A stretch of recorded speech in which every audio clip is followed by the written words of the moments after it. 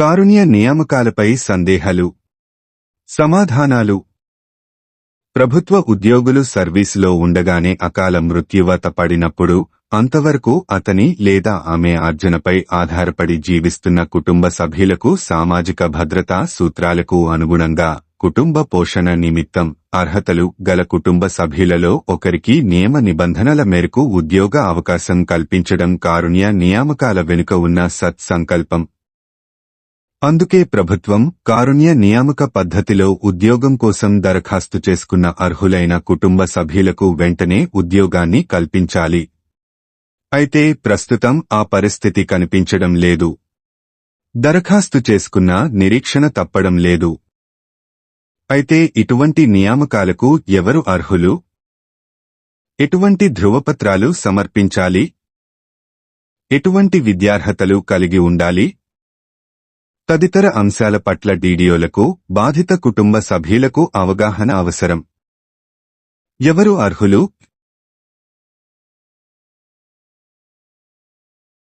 GO 687 ప్రకారం చనిపోయిన ఉద్యోగి కుటుంబంలో ఇతరత్రా సంపాదనపరులు లేనప్పుడు భార్య లేదా భర్తపై ఆధారపడి జీవిస్తున్న కుటుంబ సభ్యులు వారి అర్హతల మేరకు ఉద్యోగం పొందుటకు అర్హులు. ఉద్యోగి చనిపోయిన తేదీ నుంచి 1 సంవత్సరం లోపల ఉద్యోగం కోసం దరఖాస్తు చేసుకోవాలి. జూనియర్ అసిస్టెంట్ స్కేలుకు మించకుండా ఉన్న పోస్టులలోనూ లేక అంతకంటే తక్కువ స్కేలులో ఉన్న పోస్టులలోనూ నియామకాలు జరుపుతారు.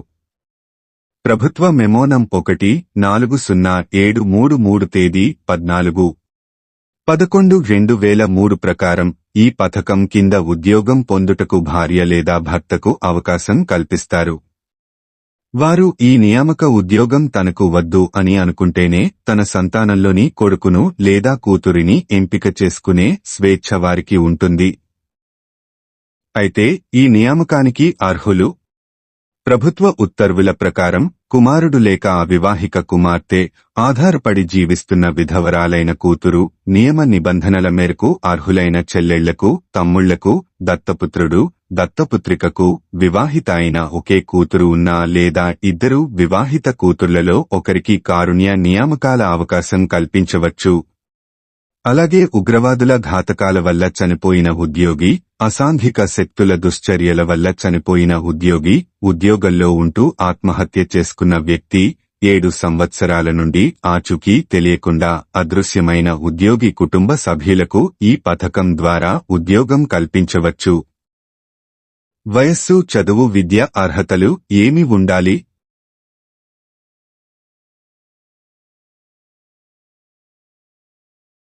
జీవో 113 తేదీ 6/10/2009 ప్రకారం గుర్తింపు పొందిన ఎయిడెడ్ సంస్థలకు కారుణ్య నియామకాల పథకంను పునరుద్ధరించారు. దీని ప్రకారం కారుణ్య నియామకాలు అట్టి సంస్థలలో కాకుండా జిల్లా పరిషత్తు, మండల ప్రజా పరిషత్తు ప్రభుత్వ కార్యాలయాల్లో చేపట్టవలసి ఉంటుంది. ఈ నియామకాల్లో 18 సంవత్సరాల కంటే తక్కువ వయసున్న వారిని, అదేవిధంగా 34 సంవత్సరాలకు మించి వయసున్న వారిని కూడా ఉద్యోగంలో నియమించుటకు అవకాశం లేదు. అయితే భార్యాభర్తల విషయంలో ప్రభుత్వం కొంత వెసులుబాటు కల్పించింది. జీవో 144 తేదీ 15/6/2004 ప్రకారం భార్య లేదా భర్త ఉద్యోగం చేయదలచినప్పుడు వారికి గరిష్ట వయోపరిమితిని 45 సంవత్సరాలుగా నిర్ణయించారు.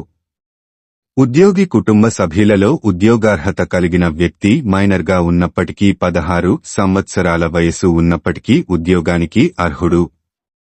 కానీ 18 సంవత్సరాలు నిండిన తర్వాతే ఉద్యోగం ఇస్తారు. మైనారిటీగా ఉన్న వ్యక్తి సదరు ఉద్యోగి చనిపోయిన వెంటనే దరఖాస్తు చేయవలసి ఉంటుంది. జీవో 612 తేదీ 30/10/1991 ప్రకారం శాఖాధిపతుల కార్యాలయంలో జూనియర్ అసిస్టెంట్ ఉద్యోగానికి కనీస విద్యార్హతగా డిగ్రీ ఉండాలి. శాఖాధిపతి కార్యాలయం కాకుండా సబార్డినేట్ కార్యాలయాల్లో జూనియర్ అసిస్టెంట్ నియామకాలకు కనీస విద్యార్హత ఇంటర్మీడియట్గా నిర్ణయించడం జరిగింది. కారుణ్య నియామకం పొందిన తర్వాత కుటుంబాన్ని నిర్లక్ష్యం చేస్తే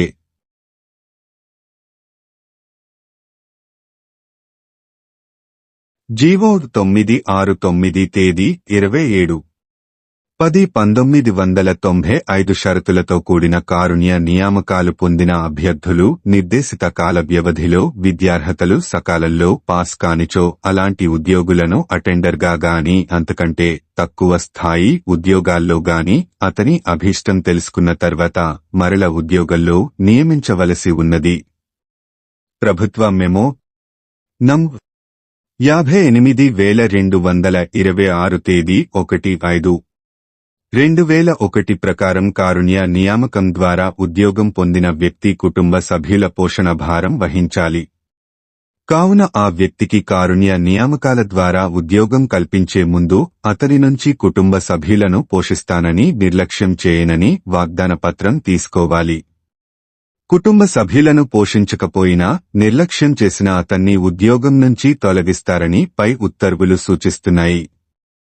జీవో 612 తేదీ 30/10/1991 ప్రకారం దివంగత ఉద్యోగి దత్తత తీసుకున్న పుత్రుడు లేదా పుత్రిక కొన్ని షరతులకు లోబడి కారుణ్య నియామకాలు అర్హులు. దత్తత స్వీకారం ఉద్యోగి చనిపోక ముందు కనీసం 5 సంవత్సరాల ముందు చట్టబద్ధంగా స్వీకరించి ఉండాలి. జీవో 350 తేదీ 30/7/1999 ప్రకారం అవివాహిత కూతురు ఉద్యోగం పొందుటకు దరఖాస్తు చేసుకున్న పిదప నియామక ఉత్తర్వులు పొందేలోపు ఆమెకు వివాహం జరిగినా ఈ పథకం కింద ఉద్యోగానికి అర్హురాలుగా పరిగణిస్తారు. జీవో 166 తేదీ 31/3/2005 ప్రకారం ఉద్యోగంలో ఉంటూ మరణించిన ఉద్యోగ కుటుంబ సభ్యులలో సంపాదనపరులు ఎవరూ లేనప్పుడు భార్య లేదా భర్త కారుణ్య నియామక అవకాశాన్ని వినియోగించుకోనప్పుడు అట్టి కుటుంబానికి ప్రభుత్వం పారితోషికం చెల్లిస్తుంది. ఈ పారితోషికం 4వ తరగతి ఉద్యోగులకు 40,000, నాన్ గెజిటెడ్ అధికారులకు 60,000, గెజిటెడ్ ఉద్యోగులకు 80,000 చొప్పున చెల్లిస్తారు. ఆంధ్రప్రదేశ్లో ఈ మొత్తాన్ని 5, 8, 10 లక్షలకు పెంచారు. ఎలా దరఖాస్తు చేసుకోవాలి?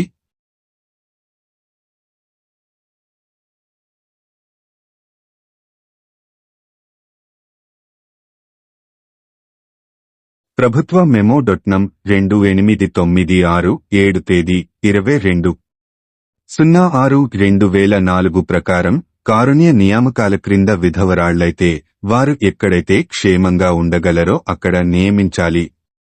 స్వంత జిల్లాలు చనిపోయిన ఉద్యోగి పనిచేసిన స్థలము ఏ జిల్లాలో అయినా ప్రెసిడెన్షియల్ ఆర్డర్కు లోబడి ఆమె కోరిన జిల్లాకు పోస్టింగు ఇవ్వవచ్చు. ప్రభుత్వ మెమో నం.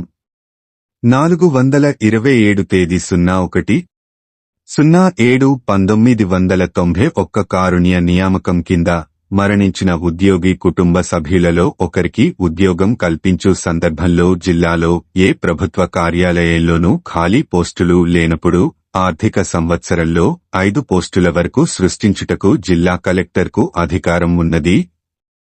అంతకు మించి పెంచాలంటే ప్రభుత్వ అనుమతి పొందవలసి ఉంటుంది. ప్రభుత్వం మెమో 3548 తేదీ 24/03/2012 ద్వారా కారుణ్య నియామకాలు పొందడానికి కుటుంబంలో ఎవరూ సంపాదనపరులు లేరనే దరఖాస్తుతో పాటు ధృవీకరణ పత్రం కూడా జతపరచాలి. సర్వీసులో ఉంటూ ఉద్యోగి చనిపోయిన సందర్భాలలో, పదవీ విరమణ చేసిన తల్లిదండ్రులలో ఎవరైనా సర్వీసు పెన్షను పొందుచున్న సందర్భాలలో వారిపై ఆధారపడి జీవిస్తున్న కుటుంబ సభ్యులెవ్వరూ కారుణ్య నియామకానికి అర్హులు కారు.